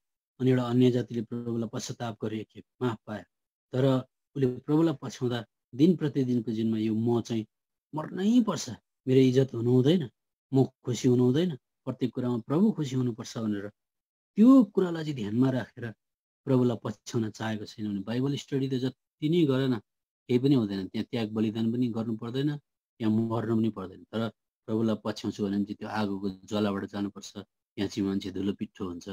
अनि जुन बाटोबाट प्रभु यीशु मसीह जानुभयो। अब दानियलको किताब 4 अध्याय 30 पद पढ्दा राजाले, बेबिलोनको राजा है, यो जुनसुकै राजा होइन, बेबिलोनको राजा। बेबिलोनको राजा भनेको बेबिलोन रूपी जुन चाहिँ संसार रूपी संसार पसेको मण्डली छ, त्यहाँ चाहिँ यो टोन, त्यो आवाजभित्रको त्यो तथ्य कुरो हराएको हुँदैन। राजा बोलेर भने, के त्यो महान बाबेल होइन र, जसलाई मैले आफ्नै बलको सामर्थ्यले राजकीय वासस्थान हुनलाई मेरो प्रतापको महिमाको निम्ति निर्माण गरेको छु भने। जहीँ कहीँ जाँदा त्यो त कतिवटा चर्चेसमा एक दिन एउटा भाइ गएको थियो हामीले सङ्गति गरेकै जग्गामा। अनि जाँदाखेरि एकजना मान्छेले देखाए, तिमीहरूले यो खालको चर्च बिल्डिङ देखेको थियो, तिमीहरूको चर्च बिल्डिङ कस्तो छ, हेरिराख, यस्तो हेर्न पाउँदैनस् भनेर भन्नु। केमा कम्पिटिसन रहेछ, प्रतिस्पर्धा रहेछ भन्दा त बिल्डिङमा पो रहेछ। एकदम भव्य ठुलो सेवाघरको बिल्डिङ देखाएर त देखिस् प्रभुले यस्तो आशिष दिनुभयो भने त्यो सिधा सादा मान्छेलाई उसले भने अरे के हराएको छैन भन्दाखेरि यहाँ त महान कत्रो ठुलो बिल्डिङ होइन। त्यो त बेबिलोनमा चाहिँ महान भन्ने शब्द हुन्छ। अनि महान भन्ने शब्दलाई चाहिँ प्रभुले एकदम मन पराउनुहुन्न यो कुरो। अनि पृथ्वी तलमा कुन चाहिँ कुरोलाई प्राथमिकता दिइन्छ, कुन चाहिँ कुरोलाई ठुलो भनिन्छ भन्दा अल्गो बिल्डिङलाई देख्यो भने मान्छे छक्कै पर्छ। वाह, कत्रो ठुलो अल्गो बिल्डिङ, ठुलो स्तरको मान्छे छ भने त्यसलाई मान्छेले वाह कस्तो ठुलो प्रतिष्ठाको इज्जतको मान्छे रहेछ भन्छन्। सुन्दरी केटी छ भने मान्छेले उसको सुन्दरतालाई सराहना गर्छन्। ह्यान्डसम अल्गो केटा छ भने त्यसको आज धेरै बयान गरिन्छ। धेरै पैसा, सुन्दर घर, यी कुरालाई पृथ्वी तलमा, अनि दामी वचन दिने मान्छे कोही छ भने एकदमै त्यसको पनि सराहना गरिन्छ, गर्छन्। तर यो सबै कुरा स्वर्गले हेर्दैन। बेबिलोनमा चाहिँ के चाहिँ हुन्छ आउनुहोस् त, यिनीहरू महान कहाँ कहाँ लेखेको छ। जहिले याद गर्नुहोस्, तपाईँलाई कसैले सरकार भन्यो भनेदेखि तपाईँले राम्रो कुरा गर्नुभयो भने केही मात्रामा तपाईँलाई एप्रिसिएट गर्यो भने तपाईँ थ्याङ्क यू भन्न सक्नुहुन्छ। तर याद गर्नुहोस्, ज्यादातर संसारका मान्छे विश्वासीहरूले पनि यो महान भन्ने शब्दलाई उचालेर माथि पुर्याएको हुन्छ। अनि यो कुरा म पद मात्रै बताउँछु। प्रकाशको किताब 14 अध्यायको 8 पदमा बेबिलोनलाई महान भनेको छ। प्रकाशको किताब 16 अध्यायको 19 पदमा बेबिलोनलाई महान ठुलो भनेको छ। प्रकाशको किताब 17 अध्यायको 5 पदलाई बेबिलोनलाई ठुलो महान भनेको छ। 18 अध्यायमा 17 अध्यायको 5 पद भयो, 18 अध्यायको 1 पद भयो, प्रकाशको किताब 18 अध्यायको 2 पद भयो, 18 अध्यायको 10 पद भयो, 18 अध्यायको 16 पद भयो, 18 को 18 पद भयो, 18 को 19 भयो, 18 को 21 पदमा चाहिँ बेबिलोनलाई त्यो शब्द दिएको छ, महान, महान, ठुलो। अनि अर्को कुरो चाहिँ बेबिलोनमा ज्यादा के कुराको चर्चा हुन्छ भन्दाखेरि चाहिँ के कुराको चर्चा मात्रै होइन, के कुराको आन्द्रोणी दृष्टिकोण केमा लगाइएको हुन्छ भन्दा प्रकाशको किताब 18 अध्यायमा जाँदाखेरि कुनै पनि चर्चेसमा पैसालाई ज्यादा प्राथमिकता दिइन्छ। अनि बाहिरी झलक, बाहिरी झिलिमिली, बाहिरी सजावट, बाहिरी सुन्दरतालाई ज्यादा प्राथमिकता दिइन्छ र भित्री पाप अनि मर्नुपर्ने, दिनहुँ मर्नुपर्ने कुरालाई चाहिँ प्राथमिकता नदिएर चाहिँ यसलाई चाहिँ के भन्नु, अब दोस्रो माध्यमिक, दोस्रो स्थान दिन्छ भने त्यो चर्चले चाल्न पाइकन बेबिलोनको रूप लिइसकेको हुन्छ। प्रकाशको किताब 17 अध्यायमा आउनु छैन। 18 अध्यायमा जाँदाखेरि सम्पत्तिको कुराहरू छ, गरगहनाको कुराहरू छ, दामी दामी खाने कुराहरू, दामी दामी लाउने कुराहरूको पछाडि बेबिलोन सहर छ। अनि 18 अध्यायको माथि शीर्षकमै महान सहर बेबिलोनको पतनमा ल्याएको। अब 17 अध्यायको हामी पाउँछौँ 4 पद। अब बेबिलोन चर्चको बाहिरी देखावट पनि कस्तो हुन्छ। त्यो स्त्री बैजनी सिन्दुरे रङको वस्त्र पहिरेकी अनि सुन, रत्नहरू र मोतीहरूले सिँगारिएकी थिए। त्यसको हातमा घिनलाग्दा कुराहरू र त्यसको व्यभिचारको अशुद्धताले भरिएको एउटा सुनको कचौरा थियो। भनेपछि बाहिरी झलक कस्तो छ भन्दा एकदम झिलिमिली परेको, ग्ल्यामरस भन्छ, एकदमै झिलिमिली परेको, बैजनी रङको, रातो, रत्नहरू मोतीहरूले सिँगारिएकी भन्छ। एकदमै बाहिरी देखावट भयङ्कर ज्यादा छ एउटा कुरा। तर यरुशलेमको हेर्नुहोस्, यरुशलेमको वस्त्र कस्तो छ। यरुशलेमको वस्त्र भन्दाखेरि 19 को यहाँनिर हामी पाउँछौँ 8 पद। अनि उनलाई शुद्ध चम्किलो मिहिन मलमल पहिरिने अधिकार दियो, किनकि मिहिन मलमल चाहिँ पवित्र जनहरूका धार्मिकताका कामहरू हुन्। यरुशलेमको चाहिँ वस्त्र साधारण छ, सेतो छ, अनि एकदमै सिम्प्लिसिटी छ, झलक झिलिक केही छैन, ग्ल्यामरस कुरा केही छैन, पैसा रुपियाँको कुरा छैन, सुन्दरताको कुरा छैन। त्यहाँनिर एकदमै सेतो सेतो सेतो सिम्पल, कसले साह्रो ज्यादा हेरिबस्छ र। तर मान्छेलाई झिलिमिली बाहिरी कुरा, बाहिरी आकर्षण, महान भन्ने कुरा मनपर्छ। त्यसले गर्दा यहाँनिर यरुसलेम र बेबिलोनको अलिकति तुलनात्मक ढङ्गमा मैले बताएको। अब जुन चाहिँ महान महान महान भन्ने बेबिलोनलाई त प्रभुले चाहिँ महान भन्ने कुरो चाहिँ पटक्कै मन पराउनुहुन्न। हामी पृथ्वी दलका मान्छेले ठुलो बिल्डिङ देखेर महान गरेको है गरेको, प्रभुले आशिष दिनुभएछ भनेर भनौँला। तर स्वर्गले चाहिँ भित्र कुरा हेरेको हुन्छ। कस्तो दामी मेसेज दिएको हो, बाफरे महान ग्रेट भनेर भन्ला।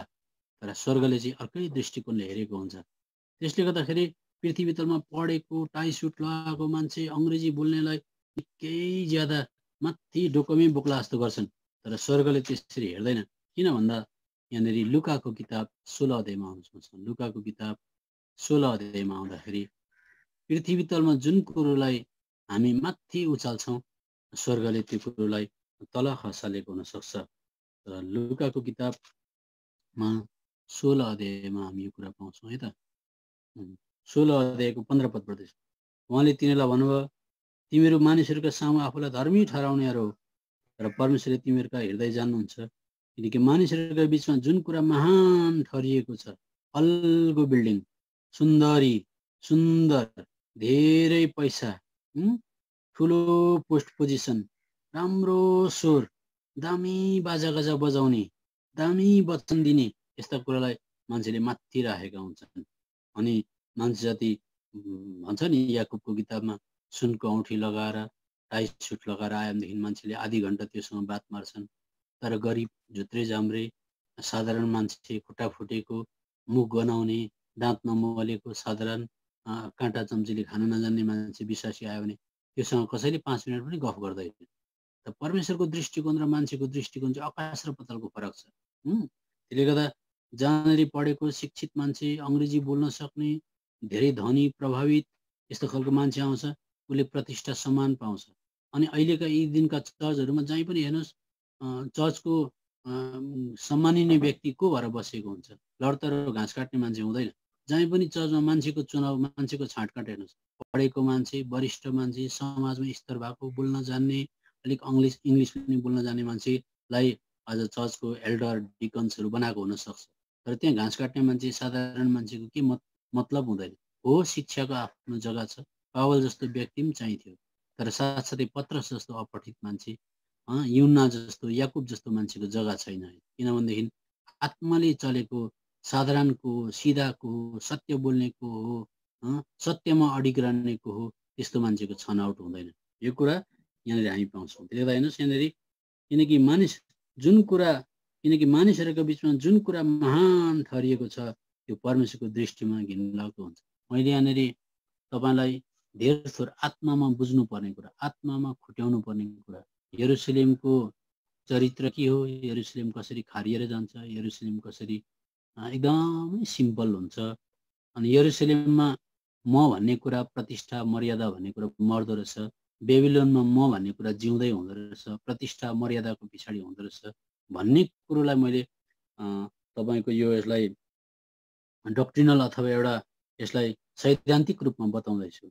अनि यसमा तपाईँ र म हिँड्दै जाँदाखेरि तपाईँ र मैले आत्मामा यो कुरो चाल पाउँछौँ। तपाईँलाई मलाई त्यो म भन्ने चिजले कसरी यरुसलेममा भएर रहन दिँदैन। घरिघरि हामी बेबिलोनको चरित्रमा उभिएका हुन्छौँ, घरिघरि बेबिलोनले नै हामीलाई ज्यादा लगेको हुन्छ भन्ने कुरो मैले यहाँनिर बताउन चाहँदैछु है। त यहाँनिर हामीले हेऱ्यौँ, अब रोमीको किताब 11 अध्यायमा आउँदाखेरि मण्डली चाहिँ कसरी प्रभुको हो र होइन कसरी चाल पाइन्छ भन्दा, रोमीको किताब 11 अध्यायमा आउँदा एउटा कुरा चाल पाइन्छ। 11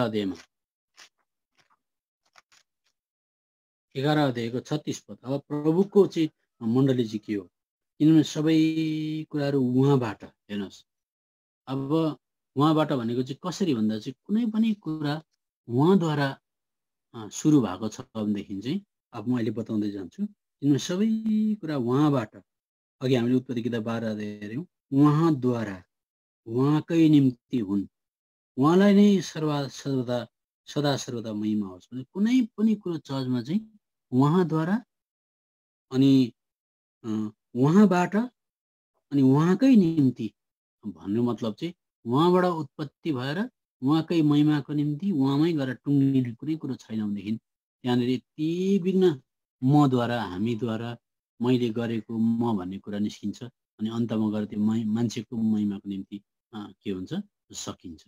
यो कुरो हामीले यहाँनिर हेऱ्यौँ है।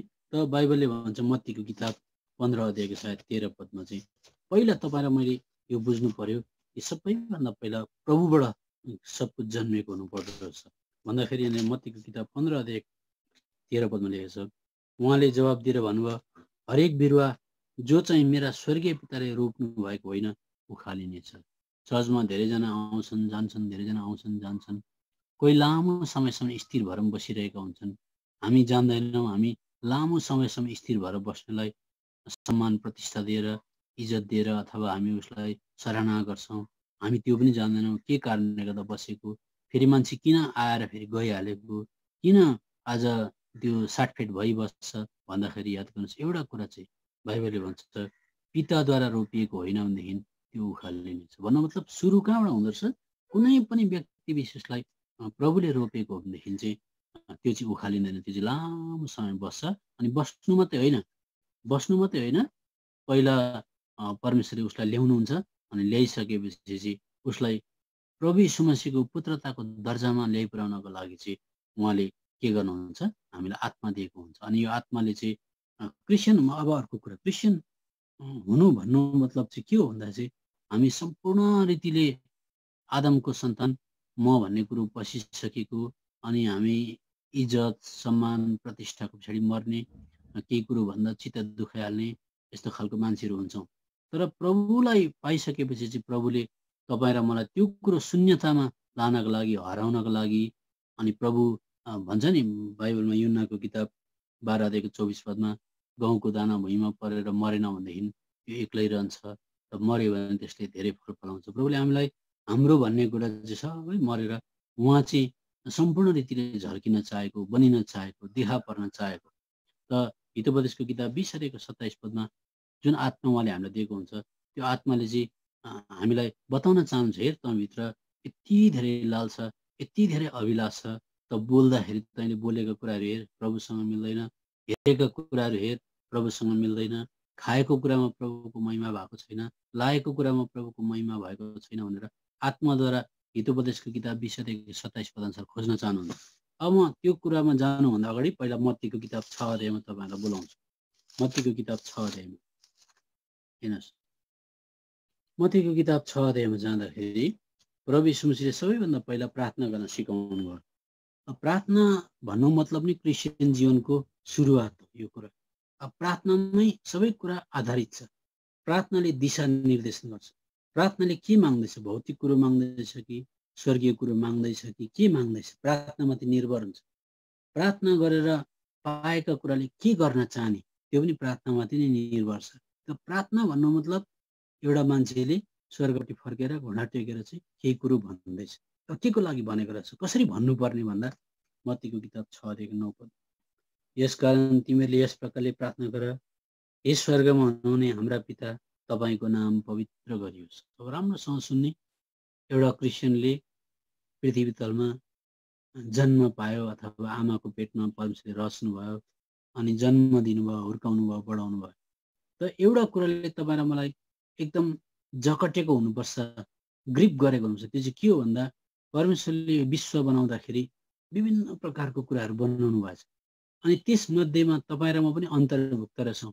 यो शताब्दीमा गएर यो मान्छे फलानाको पेटबाट जन्मिन्छ भनेर पनि यो विश्व रच्नुभन्दा अगाडि उहाँले कोरिसकेको रहेछ। उहाँको पूर्व ज्ञान अनुसार तपाईँ र म त्यहाँ रहेछौँ। अब यो विश्वलाई प्रभुले किन रच्नु भयो, यहाँका सारा संसारका मान्छे किन बनाउनु भयो भने एउटै मात्रै मन्तव्य छ। प्रकाशको किताब 4 अध्यायमा गएर हेऱ्यौँ भनेदेखि चाहिँ हे परमेश्वर, यी सबै कुरा तपाईँद्वारा सृजिए, तपाईँको आनन्दका निम्ति, तपाईँका खुसीका निम्ति, तपाईँको मनोहरताका निम्ति, तपाईँको प्लेजरको निम्ति भनेर लेखेको छ। भनौँ त सम्पूर्ण विश्वको सबै वस्तु तपाईँ र म पनि त्यसमा अन्तर्भुक्त गर्दा तपाईँ र मैले पनि यो पृथ्वी तलमा बाँचेको कारण चाहिँ परमेश्वर पितालाई चाहिँ आनन्द दिन सकेन भने तपाईँ र म पृथ्वी तलमा जन्म लिएर आएको केही फाइदा पनि छैन। एक त हामी किन जन्मेको हामीलाई अर्थ थाहा थिएन, त बल्ल बल्ल जन्मिसकेपछि बाइबल हातमा पर्यो। बाइबल हातमा परेपछि तपाईँ र मलाई यो थाहा हुनु पर्यो, म जन्मेको कारण चाहिँ पृथ्वी तलमा जसले मलाई सृष्टि गर्नुभयो उहाँलाई आनन्द पुगोस् भनेर रहेछ भनेर हामीले पहिला कुरा बुझ्नु पर्यो। अनि त्यति बुझिसकेपछि अब तपाईँ र मेरो आयु 30 वर्ष 40 वर्ष 50 वर्षको होस्, तर प्रत्येक दिन हामीलाई थाहा हुँदैन हामी भरे मर्छौँ कि भोलि मर्छौँ भनेर। त प्रत्येक दिन तपाईँ र मैले यसरी बाँच्नु पर्यो कि परमेश्वरले एउटा ज्यालादारी नोकरलाई दिन खटाएर दिए जस्तै दिन दिनुहुन्छ। अब यो कुरा याकुब के अरे अयुबको किताब 7 अध्याय 1 पदमा हामी लेखेको पाउँछौँ। हेर्नुहोस्,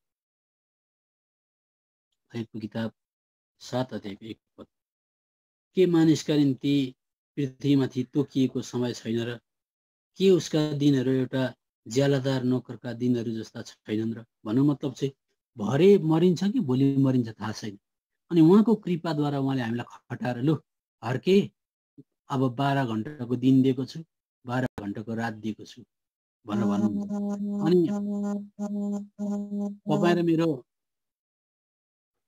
तपाईँ र मेरो निम्ति अब उज्यालो भयो। उज्यालो भइसकेपछि सबैभन्दा पहिला चाहिँ तपाईँ र मलाई चाहिँ किन चाहिँ त्यो उज्यालो भएर 12 घण्टाको दिन दिएको भन्दाखेरि चाहिँ अब मत्तीको किताब 6 अध्यायको 9 पदमा जाउँ। हेर्नुहोस्, यसकारण तिमीले यस प्रकारले प्रार्थना गर, हे स्वर्गमा हुनुहुने हाम्रा पिता, तपाईँको नाम पवित्र गरियोस्। भन्नु मतलब चाहिँ आज यो 12 घण्टाको दिनमा चाहिँ म तपाईँको नामको निम्ति बाँचेको छु। तपाईँको नामलाई म माथि राख्ने, खाएको द्वारा, लागेको द्वारा, हिँडेको द्वारा तपाईँको नामका निम्ति, किन पृथ्वी तलमा तपाईँ र म रचेको कारण बनिएको कारण नै उहाँको नामको निम्ति हो, उहाँको नामलाई माथि पुर्याउनको निम्ति हो। एक त्यसले गर्दा यहाँ भन्दैछ हे स्वर्गमा हुने हाम्रा पिता, तपाईँको नाम पवित्र गरियोस् भनेपछि उहाँको नामका निम्ति हामी बाँच्ने, उहाँको नामलाई प्रतिष्ठा सम्मान दिने, त्यसको निम्ति चाहिँ हाम्रो नाम मेटिनुपर्छ। धेरै क्रिस्चियनहरू आफ्नो नामका निम्ति बाँचेका हुन्छन्। जस्तो अब मसँग आउनुहोस् पहिला सामुएलको किताब 15 अध्यायमा। अघि मैले भने नाम हराउनु पर्यो भने चाहिँ क्रुसलाई बोकेको हुनु पर्यो। नाम हराउनु पर्यो भने शून्यतामा जानु पर्यो भने आगोको ज्वालाबाट जानु पर्यो, तरवारबाट जानु पर्यो। तपाईँको नाम हराइसकेपछि मात्रै उहाँको नाम एकदम प्रतिष्ठित हुन्छ। पहिला सामुएलको किताब 15 अध्यायमा। त्यसो होइन भने हामी हाम्रा नामका निम्ति बाँचेको हुन्छौँ, हामी चाल्न पाइ बेबिलोनमा हुन्छौँ। पहिला सामुएलको किताब 15 अध्यायमा। 15 अध्यायमा अब सावल पनि आत्मिक भाषामा भन्नु पर्यो भनेदेखि चाहिँ अब एउटा क्रिस्चियन है। अब हेर्नुहोस्, अब सावलले पनि पाप गर्यो। सावलले पाप गरिसकेपछि 20 पदमा अनि सामुएलले गएर उनलाई भेटे। अनि सावलले सामुएललाई भने, होइन मैले त परमप्रभुको बाणी पालन गरेको छु र परमप्रभुले मलाई पठाउनु भएको बाटोमा गएको छु अनि अमालेकी राजा आगागलाई ल्याएको छु र अमालेकीहरूलाई पुरै नाश पारिदिएको छु भने। अनि सामुएलले भने, होइन तपाईँले परमेश्वरको वचन पुरापुरी पालन गर्नु भएन, तपाईँले हट्ठीपन गर्नुभयो, मूर्ति पूजा जस्तै भयो यो त। तपाईँ परमेश्वरको वचन आदि पालन गरेर आदि गर्नु भएन, यो त जोहन्ना हेरेको पाप जस्तै हो भने 23 पदमा भने, 22-23 पदमा। अनि 24 पदमा अब सावलले पश्चाताप गरिहेरे। हेर्नुहोस् अब सावलको पश्चातापमा के छ। सावलले सामुएललाई भने, मैले पाप गरेको छु किनभने मैले परमेश्वरको आज्ञा र तपाईँका वचनहरू उल्लङ्घन गरेको छु, किनकि म मानिसहरूसित डराएँ र तिनीहरूको कुरा सुने। अब यहाँनिर यसो मतलब यो पश्चाताप सुन्दाखेरि उनले पक्का पापलाई स्वीकार गरे हेर्दाखेरि, तर स्वीकार गरेको भित्र चाहिँ के थियो भन्दा उनको नाम मेटिन चाहेको थिएन। अब हेर्नुहोस् 30 पद पढ्दाखेरि हामी चाल पाउँछौँ। अझै उनले दोहोऱ्याएर भने, तिनले भने मैले पाप गरेको छु, तै पनि म तपाईँलाई बिन्ती गर्दछु मेरो प्रजाका बुढा प्रधानहरूको सामु र इजरायलको सामु मलाई सम्मान दिनुहोस् अनि मसित फर्कनुहोस् र म परमप्रभु तपाईँका परमेश्वरलाई दण्डवत गर्न सकौँ। यहाँनिर सावलले पश्चाताप गर्दैछन्, तर सावल ओपनली खुल्ला प्रकारले मैले पाप गरेँ, मेरो नाम बेइज्जत होस्, म धुलोमा मेटिनु परोस्, प्रभुको नाम भुइँमा झर्यो, हे परमेश्वर तपाईँको नाम पवित्र भएन भनेर भन्न चाहेन। सुटुक्कै एक जग्गा मात्रै मिलाउन चाहे, तर जनताका बुढा प्रधानहरूको सामु चाहिँ इज्जत नै बस्न चाहे, प्रतिष्ठा मर्यादा मर्न चाहेन। उनले क्रुस बोक्न चाहेनन्, उनले सजिलो बाटो जान चाहे। पत्रस जस्तै उनले भने, हुँदैन हुँदैन त्यस्तो त कहाँ हुन्छ र, त्यो त कदापि नहोस् भने। अनि कुनै पनि कुरो क्रुस बोक्नदेखि वर्जित गराउँछ, कुनै पनि कुरो तपाईँ र मेरो आत्माले भित्रबाट हृदयमा तपाईँ र मलाई सहनु हुँदैन, मुख फर्काउनुपर्छ, रिप्लाई दिनुपर्छ, चित्त दुख्ने कुरा हो भनेदेखि चाहिँ त्यो चाहिँ शैतानको आवाज हो। याद गर्नुहोस्, किनभने प्रभुले पत्रसलाई भन्नुभयो, त चाहिँ मान्छेका कुराहरूमा मन लाउँदो रहेछ, शैतान तमदेखि दूर भइजा। कुनै पनि कुरोमा यो वचन सुन्दै गर्ने क्रिस्चियनले क्रिस्चियनिटीमा जीवनकालमा संसारको लाखौँ करोडौँ क्रिस्चियनहरू आएर तपाईँको विरुद्धमा प्रपर्टी खोसिदिए, मारे, थप्पड हिर्काए, कुटे, पिटे भने पनि तपाईँले चित्त दुखाउनुहुन्छ, तपाईँले मन दुखाउनुहुन्छ भनेदेखि चाहिँ याद गर्नुहोस्, त्यो आवाज चाहिँ शैतानपट्टिबाटको हो, त्यो प्रभुपट्टिबाटको होइन। प्रभुपट्टिबाट हो भनेदेखि चाहिँ सहनु।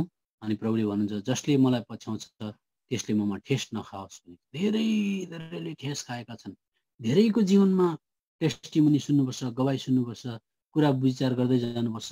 फल्नाले यस्तो भन्यो, ढिस्काले यस्तो भन्यो, त्यहाँ चाहिँ अलिकति मलाई मन पर्दैन, चर्चमा प्रत्येकको कथा कहानी सुन्नुहोस्, ऊ त्यसले गर्दा त्यस्तो भएको, ऊ त्यसले गर्दा त्यस्तो भएको, उसले भनेको मान्दैन, यो त्यस्तो छ, त्यो त्यस्तो छ, औल्याइराखेको जहीँ पनि समस्या परिस्थिति। किन भन्दाखेरि त्यो प्रतिष्ठा मर्न नचाहेको, क्रुस बोक्न नचाहेको, त्यो शैतानको आवाज हो। प्रभुको आवाज मरिदिए, हराइदिए, बिलाइदिए, माफिए, क्षमा गरिदिए, बिर्सिदिए, कहिले कुरो नकोट्या, कहिले कुरो गाडेको कुरा नकोट्या प्रभुको आवाज हो।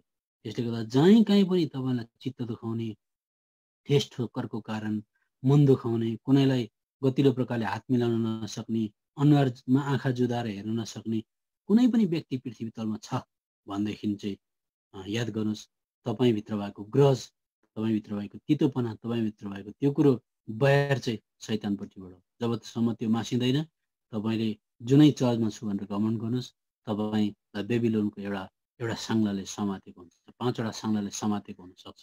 यसले गर्दा प्रभु यीशु मसीहले कोलोसीको किताबमा कसैको विरुद्धमा केही छ भने सही देऊ, कसैको विरुद्धमा केही छ भने क्षमा गरिदेऊ।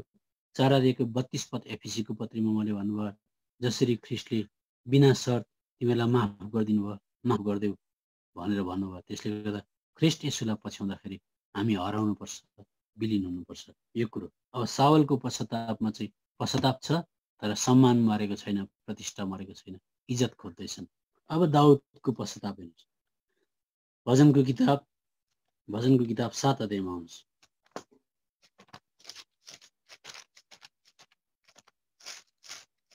भजनको किताब 7 अध्यायमा आउँदाखेरि दाउदलाई हेरौँ। अब यिनीहरू दाउदले के भन्छन्? 7:5 पद बाइबलले के सिकाउँछ हामीलाई? शत्रुलाई प्रेम गर्नु भन्छ। दाउद त्यो सिद्धतामा पुगेका थिएनन्, तर कमसेकम दाउदको जीवनमा प्रभुले बिस्तारै बिस्तारै काम गर्दै गर्दै गर्दै अलिकति ख्रिस्टको स्वरूप झल्किँदै थियो।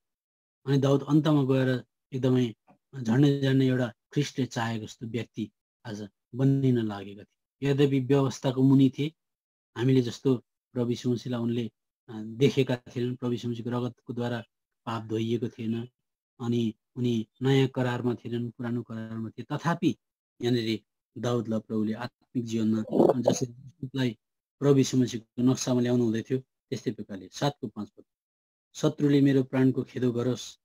यहाँ अलिक माथि पढौँ 4 पददेखि। यसकारण मिलापमा बस्नेलाई बदलामा मैले खराबी गरेको छु भने, बरु जो बिना कारण नै मेरो शत्रु भएको छ त्यसलाई मैले छुटाएको छु। शत्रुले मेरो प्राणको खेदो गरोस् र यसलाई पक्रोस्, त्यसले मेरो ज्यानलाई भुइँमा कुल्ची मिल्ची पारोस् र मेरो इज्जत धुलोमा मिलाओस्। उनी मर्न चाहन्थे, हराउन चाहन्थे, किन भन्दा प्रभुको नामलाई माथि पुगोस् भनेर। कुनै पनि कुरामा तपाईँ र म पृथ्वी तलमा बाँच्छौँ भने उहाँको नामलाई सराहना गर्नको लागि, उहाँको नामलाई माथि पुर्याउनको लागि चाहिँ तपाईँ र म बाँचेको। त्यसले गर्दाखेरि आज तपाईँ र मैले 12 घन्टाको दिन पाउँछौँ। 12 घन्टाको दिनमा बिहान उठेदेखि चाहिँ प्रभु म तपाईँको नामलाई माथि पार्ने। कसरी पार्ने? दिनभरि प्रचार गरेर उहाँको नामलाई माथि पार्ने होइन। म अब उठिसकेपछि त्यो दिनले धेरै खराबी कुरा ल्याउन सक्ला, छोराछोरी झर्केलान्, बिचकेलान्, भने जस्तो गाडी टाइममा नआउला, बिमारले गर्दा अयाहता होला, तपाईँले खोले मन पराउनु भएको थियो तपाईँलाई चाम्रो भात ल्याइदिएलान्, कुनै पनि कुरो हुनसक्छ, यो पृथ्वी तलमा विपरीत कुरा आउन सक्छ। त्यति बेला तपाईँले प्रत्येक घडी आज मैले 12 घन्टाको दिन पाएको हो। 12 घन्टाको दिन चाहिँ दिनमा जस्तै परिस्थिति आउँदा पनि मैले उहाँको नामलाई माथि राख्नुपर्छ, उहाँको नामलाई सम्मान दिनुपर्छ। मेरो नाम धुलोमा गिरोस् झरोस् र उहाँको नामलाई म माथि राख्न चाहन्छु भनेर तपाईँले गुनगन गर्नु भएन, सबै कुरामा धन्यवाद चढाउनु भयो, कसैसँग चिडिनु भएन, तपाईँले हो म मेरो प्रभुलाई आदर गर्छु रिप्लाई फर्काउनु भएन भनेदेखि जब साँझ ढल्किँदै जान्छ तपाईँलाई एउटा क्रिस्चियन जीवनमा एकदमै एक्साइटिङ लाग्छ, उत्तेजित लाग्छ। अनि मैले जहिले पनि बताउँछु इङ्ल्यान्डमा एउटा डक्टर थियो अरे, अनि डक्टर चाहिँ कम्ती बोल्थ्यो अरे, अनि त्यो डक्टरलाई मान्छेले भन्थ्यो अरे तपाईँ कम्ती बोल्नुहुन्छ अनि तपाईँ यस्तो डक्टर काम गर्नुहुन्छ अनि किन तपाईँ डक्टर काम गरेको भन्दा पृथ्वी तलमा म सबैभन्दा पहिला डक्टर होइन, सबैभन्दा पहिला म क्रिस्चियन हो। मैले 12 घन्टाको दिन पाउँछु, 12 घन्टाको दिनमा मैले प्रभुको नामलाई पवित्र पार्नुपर्छ। त्यसले गर्दा पवित्र पार्नु पर्दाखेरि म बाँच्नुपर्छ, बाध्य हुन्छु। बाँच्नु पर्दा मलाई कामको खाँचो पर्छ, कामको खाँचो पर्दा मेरो पढाइ अनुसार मैले डक्टरको काम पाएँ। डक्टर काम गरेर चाहिँ मैले हात र मुख जोड्ने काम गर्छु अनि यो सबै कुराद्वारा चाहिँ म प्रभुको नामलाई दिनभरि माथि राख्ने इच्छा गर्छु भनेर भन्थ्यो अरे। त्यसको मतलब तपाईँ र म डक्टर होइन, तपाईँ र म हाउस वाइफ होइन, तपाईँ र म गुरुबाउ होइन, तपाईँ र म ट्याक्सी ड्राइभर होइन, तपाईँ र म चाहिँ पहिला चाहिँ क्रिस्चियन हो। अनि चाहे गुरुबाउद्वारा काम गरेर होस्, भाँडा मोलेर होस्, कुनै पनि काम गरेर ट्याक्सी ड्राइभर गरेर होस्, दिनभरि उहाँको नामलाई चाहिँ माथि राख्ने तपाईँ र मेरो अभिप्राय छ भने चाहिँ तपाईँ र मैले खास क्रिस्चियनिटीलाई बुझिरहेका हुन्छौँ। त्यसले गर्दा प्रभु यीशु मसीहले युहन्नाको किताब 8 अध्यायको 29 पदमा भन्नुभयो। युहन्नाको किताब 8 अध्यायको 29 पदमा हेर्नुहोस् क्रिस्चियनिटी भनेको यो बाइबललाई हामीले विभिन्न प्रकारले एप्रोच गर्न सक्छौँ, यसभित्र प्रवेश गर्न सक्छौँ। ज्ञान बटुल्न पनि जान सक्छौँ, स्वर्गै जानको लागि अलिकति एडमिसन गराउनलाई पनि गर्न सक्छौँ, तर प्रभुलाई पछ्याउनको लागि पनि गर्न सक्छौँ, या पितालाई सदैव खुसी तुल्याउनको निम्ति पनि गर्न सक्छौँ। युहन्नाको किताब 8 अध्यायको 29 पद पढ्दाखेरि हामी एउटा कुरा पाउँछौँ यहाँनिर। अहिले 8 अध्यायको 29 पदमा पढ्दैछु यहाँनिर। अनि जसले मलाई पठाउनु भयो उहाँ मसँग हुनुहुन्छ, पिताले मलाई एक्लो छोड्नु भएको छैन, किनकि उहाँलाई खुसी पार्ने कुराहरू सधैँ म गर्दछु। त्यसले गर्दाखेरि बिहानदेखि बेलुकासम्म प्रत्येक कुरामा प्रभुलाई म कसरी खुसी पारौँ, प्रभुलाई म कसरी खुसी पारौँ भन्ने आज इच्छा छ भने चाहिँ बाइबलमा मत्तीको किताब 6 अध्यायको 9 पदमा सिकायो। तिमीहरूले यस प्रकारले प्रार्थना गर्नु, हे स्वर्गमा हुने तपाईँको नाम पवित्र गरियोस्।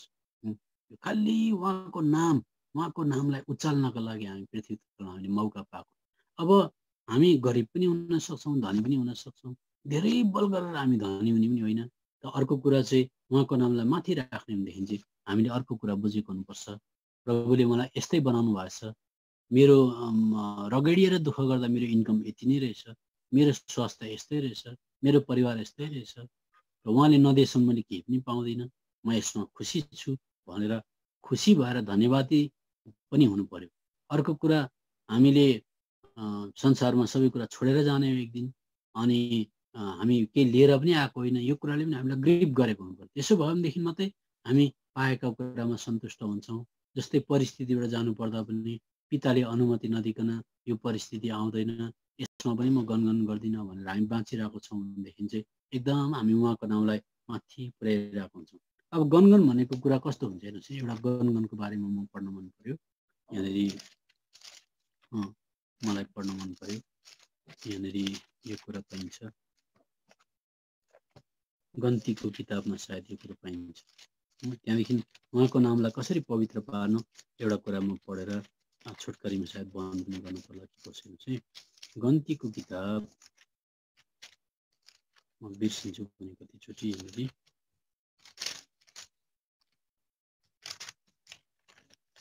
म निकाल्दै छाड्छु, गन्ती पनि होइन रहेछ, प्रस्थानको किताब रहेछ क्यारे, म खोज्ने कोसिस गर्दैछु। प्रस्थानको किताब रहेछ, माफ गर्नुहोस्, प्रस्थानको किताब 16 अध्यायको 8 पद पढ्नुभन्दा अगाडि त्यहाँ हामी एउटा अद्भुत कुरा पाउँछौँ। दिनभरिमा तपाईँ र मलाई मैले बताउँदैछु नि, दिनभरिमा तपाईँ र मलाई धेरैचोटि उहाँको नामलाई पवित्र पार्ने माथि पार्ने मौका आउँछ। त्यो मौकामा हामीले या त उहाँको नामलाई माथि पारेका हुन्छौँ या त हाम्रो प्रतिष्ठा सम्मान इज्जतको कारणले गर्दा उहाँको नामलाई तल झारेका हुन्छौँ। अब त्यसमध्ये धेरै यस्तो गनगनाउने खालको परिस्थितिहरू जन्मिन्छन् दिनभरिमा। मैले भने नि यो संसारमा कहिले सिद्ध भन्ने कुरो हुँदैन, यो संसारमा सबै कुरा चिरिच्याट्ट कहिले हुँदैन। घर मिलायो गाईको गोठ भत्किन्छ, गाईको गोठ मिलायो कुकुर मर्छ, बल्ल बल्ल घर मिलायो शरीरमा चोट आउँछ, बल्ल बल्ल नोकरीबाट रिटायर भयो, खाने बेलामा भुँडी बिग्रिन्छ। केही यो कुरामा यो संसारमा कुनै पनि कुरा चिरिच्याट्ट परेको हुँदैन। तरै त्यस्तै भए भत्किएको संसारमा 16 अध्यायको 8 पद मोसाले भने, जब परमप्रभुले तिमीहरूलाई यस बेलुकी खानाका निम्ति मासु र बिहानी अगाउन्जेल रोटी दिनुहुनेछ, तब यो हुनेछ, किनकि परमप्रभुले उहाँको विरुद्धमा गरेका तिमीहरूका गनगनहरू सुन्नुहुन्छ। अनि हामी के हौँ र? तिमीहरूका गनगनहरू त हाम्रो विरुद्धमा होइन, तर परमप्रभुको विरुद्धमा भएका छन्। कुनै पनि गनगन, कुनै पनि चित्त दुखाइ, कुनै पनि ठेस खाने कुरा, कुनै पनि कम्प्लेन गर्ने कुरा तपाईँ र मैले दुईजना व्यक्ति विशेषको बिचमा गरौँला। बुढीको भुल भयो, बुढाको भुल भयो, छोराछोरीको भुल भयो, एल्डरको भुल भयो भनेर गरौँला। तर आफ्टर अल सबै कुरा मिलाएर त्यो गनगन चाहिँ कहाँ जान्छ भन्दा चाहिँ परमेश्वर तपाईँ सिंहासनमा हुनुहुन्न कि क्या हो? यहाँ त यस्तो भइसक्यो, चौपट भइसक्यो, यहाँ त यस्तो भइसक्यो, यस्तो त कसरी भनेर हामीले त्यो गनगन चाहिँ अल्टिमेटली चाहिँ स्वर्गको विरुद्धमा भइरहेको हुन्छ। तर जस्तै परिस्थिति होस्, पिताको अनुमति बिना केही पनि हुँदैन। म धन्यवाद नै चढाउँछु। मेरो भन्नु केही पनि छैन, म कसैलाई रिप्लाई गर्दिनँ। मेरो प्रतिष्ठा मऱ्यो भने मात्रै म प्रभुलाई पछ्याइरहेको हुन्छौँ भन्दाखेरि चाहिँ सिंहासनमा हुने परमेश्वरलाई हामीले एकदमै उहाँको नामलाई पवित्र पारिरहेका हुन्छौँ। अनि यो कुरा म तपाईँलाई बताउँछु, उहाँको नामलाई कसरी पवित्र पार्नु भन्दाखेरि हामी यहाँनिर यो कुरा प्रस्थानको किताबमा सायद हामी पाउँछौँ होला। म यहाँनिर खोजी हेर्छु, मैले एक जग्गा लेखेर राखेको थिएँ। गन्तीको किताब 20 अध्यायमा पनि हामी पाउँछौँ है यो कुरा।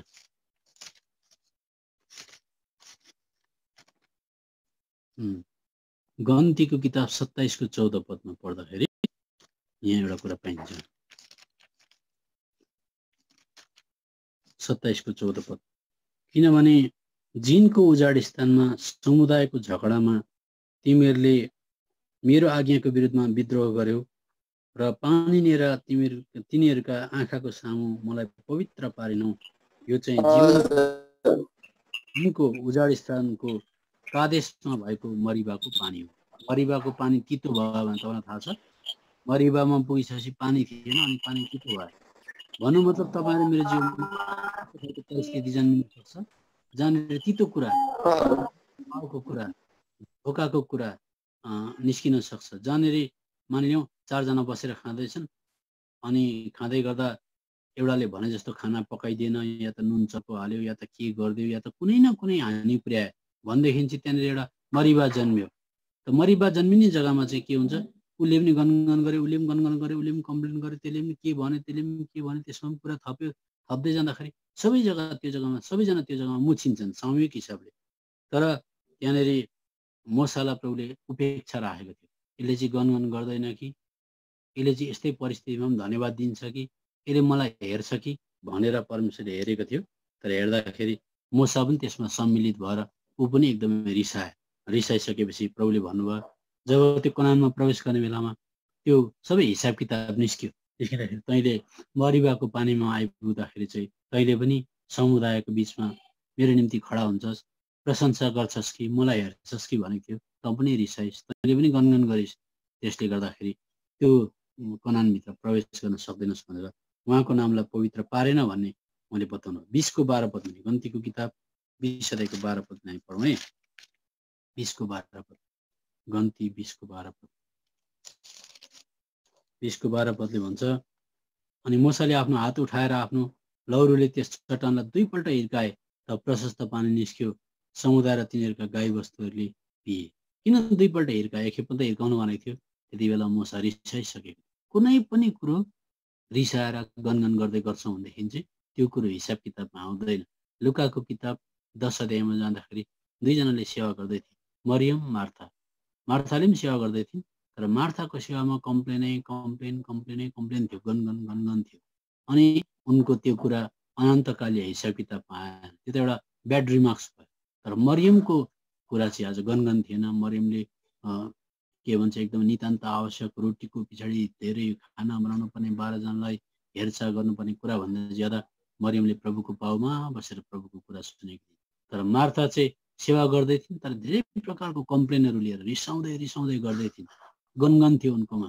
त्यसो गर्दा त्यो सेवा अनन्तकालीय मूल्यको भएन। त्यो तपाईँ र मैले सेवा भन्दाखेरि चर्चमा जाँदा गनगन गर्नु हुँदैन भन्ने होइन। घरमा बस्दा, उठ्दा, खाँदा, हिँड्दा, जहाँसुकै जाँदा पनि तपाईँ र मेरो जीवन चाहिँ गनगन रहित, कम्प्लेन रहित, कसैको विरुद्धमा मुख नलाग्ने रहित, जस्तै परिस्थितिमा धन्यवाद दिने त्यो प्रकारको। अनि अन्तमा व्यवस्थापन किताब 32 अध्यायको 51 पद पढ्दाखेरि प्रभुले मोसालाई त्यहाँले भन्नुभयो त पारी जान सक्दैनस्, तैँले मरिवाको पानीको बिचमा मानिसहरूको समुदायमा मेरो नाम पवित्र पार्छस् कि भनेको अपवित्र पारिस् भनेर त्यति कुराले गर्दा व्यवस्थाको कारणले गर्दा मोसा अड्किनु पर्यो है। त प्रभुले हामीलाई सहायता गरेको हुन्। अब धेरै लामो जाँदिनँ, आज मैले जस्ट भूमिका बाँधेको मात्रै हो, किनभने अस्ति मैले तपाईँहरूलाई बताएको छु अन्तको दिनको बारेमा हेर्नको निम्ति हामीले पहिला मत्तीको किताब 24 अध्यायमा धोका हुन्छ भनेर हेरेका थियौँ। डिसेप्सन अथवा पछ्याउँदैछु जस्तो लागिरहेको तर असलियत मूल प्रभुलाई नपछ्याएर कृत्रिम प्रभुलाई पछ्याएको हुनसक्छ, एउटा धोका हुनसक्छ भन्ने कुरा हामीले हेरेका थियौँ। अब आउनेवाला दिनहरूमा हामी यो बेबिलोन र यरुसलेमको बाटालाई समेट्दै अलिकति अगाडि बढ्नेवाला छौँ। अनि धेरैवटा यस्तो कुरोहरू छ जसले हामीलाई प्रभु आउनुभन्दा अगाडि तयार पार्न सक्छ। एउटा चाहिँ जानकारी हुन्छ, एउटाको निम्ति चाहिँ अब अलिकति एउटा कुरा बताइहाल्नु। त्यसले गर्दा हामीले हितोपदेशको किताब 20को 27 पद पढेका थियौँ। तपाईँ र मैले चाहिँ जहिले हे प्रभु, अब एउटा कुरा बताइहाल्नु, त्यो चाहिँ के हो भनेदेखि चाहिँ धेरैजना विश्वासीले प्रभुलाई पछ्याउँछन्। अनि पछ्याउँदाखेरि यो बाइबलमा कहाँ के गर्नु भनेर लेखेको छ, कहाँ लेखेको छैन भनेर यतिमै सीमित हुन्छन्। अनि कतिजनाले त सिगरेट नखानु भनेर लेखेको छ र, यस्तो लुगा नलाउनु भनेर लेखेको छ र, यस्तो कुरो नहेर्नु भनेर लेखेको छ र भनेर खालि लेखमा उनीहरूको ध्यान हुन्छ। त लेखमा मात्रै ध्यान हुन्छ भने आज उनीहरू फेरि धोकामा पर्न सक्छन्। त विश्वासीले प्रभुलाई पछ्याउँदाखेरि चाहिँ पहिला चाहिँ रोमीको किताब 3 अध्यायको 23 पदले के भन्छ भने सबैले पाप गरेका छन्, परमेश्वरको महिमा रहित भएका छन्। केलाई चाहिँ स्ट्यान्डर्ड बनाउनु, केलाई चाहिँ मापदण्ड बनाउनु, केलाई चाहिँ यार्डस्टिक बनाउनु भन्दा प्रभु यीशु मसीहलाई एउटा विश्वासीले यार्डस्टिक बनाउनुपर्छ, मापदण्ड। भन्न मतलब कुनै पनि कुरो गर्दा प्रभुलाई महिमा भएन भने त्यो पाप हो। कुनै पनि कुरो बोल्दा प्रभु यीशु मसीहलाई महिमा हुँदैन भने त्यो पाप हो। कहीँ पनि जाँदा प्रभु यीशु मसीहलाई महिमा हुँदैन भने त्यो पाप हो। भनिसकेपछि प्रभु यो कुराले चाहिँ तपाईँको महिमा हुन्छ कि हुँदैन भनेर हामीले उहाँलाई स्तर बनायौँ, उहाँलाई स्ट्यान्डर्ड बनायौँ भनेदेखि चाहिँ हाम्रो मापदण्ड चाहिँ प्रभु यीशु मसीह हुनुहुन्छ। त्यसले गर्दा भजनको किताब 139 अध्यायको 23 र 24 पदमा चाहिँ जतिखेर हामीले प्रभु मलाई जाँच पडताल गर्नुहोस् न, हेर्नुहोस् न, मेरो बोली वचन तपाईँसँग मिल्यो कि मिलेन, गरी तपाईँसँग मिल्यो कि मिलेन, खानपान तपाईँसँग मिल्यो कि मिलेन, सोच विचार पनि तपाईँसँग मिल्यो कि मिलेन भनेर हामीले प्रभु यीशु मसीहलाई जाँच पडताल गर्न दिएकै गरेनौँ भने हामी ठगिन सक्छौँ। त्यसले गर्दा हितोपदेशको किताब 8 अध्यायको 14 पदले भन्छ आफ्नो चालचलन बुझ्नु नै समझदार मान्छेको के हो आज लक्षण हो, तर जो मान्छेले बुद्धिलाई घृणा गर्छ त्यो मान्छे ठगिन्छ भनेर लेखेको छ। र आज म यतिमै राख्नु पर्यो। यो चाहिँ एउटा सन्दर्भ मात्रै हो, साङ्केतिक भाषामा अनि एउटा सैद्धान्तिक हिसाबमा यरुसलेम र बेबिलोनमा के हुन्छ केही कुरो बताउन चाहेको मात्रै हो। भविष्यमा गएर हामी यसलाई विस्तारमा हेरौँला। एकैताल धेरैवटा कुरा पच्दैन पनि, अनि कम्ती होस् पचोस् भरेदेखि हामी एउटै मात्रै कुरामा ध्यान लगाउँ कि प्रभु म चाहिँ बेबिलोनमा छु कि यरुसलेममा छु, मलाई तपाईँले सहायता गरिदिनुहोस्। यरुसलेममा छु भने म मेरो प्रतिष्ठा सम्मान इज्जत मर्नु पर्दछ, मलाई क्रुस बोकेर दिनौँ हिँडेको प्रतिवाद नजनाएको जीवन दिनुहोस्। अनि बेबिलोनमा छु भनेदेखि चाहिँ मलाई मेरो सम्मान प्रतिष्ठा भन्ने कुराले गर्दा गनगन जन्मिन सक्दो रहेछ, कम्प्लेन जन्मिन सक्दो रहेछ, कसैप्रति इबी विरोध जन्मिन सक्दो रहेछ, निछावर भन्ने कुरा, सरेन्डर भन्ने कुरा हुँदैन रहेछ। त म बेबिलोनदेखि निस्किन चाहन्छु भनेदेखि चाहिँ प्रकाश किताब 18 अध्यायको 4 पदमा ए मेरा छोराछोरी हो यो बेबिलोनदेखि निस्केर आऊ भनेको छ।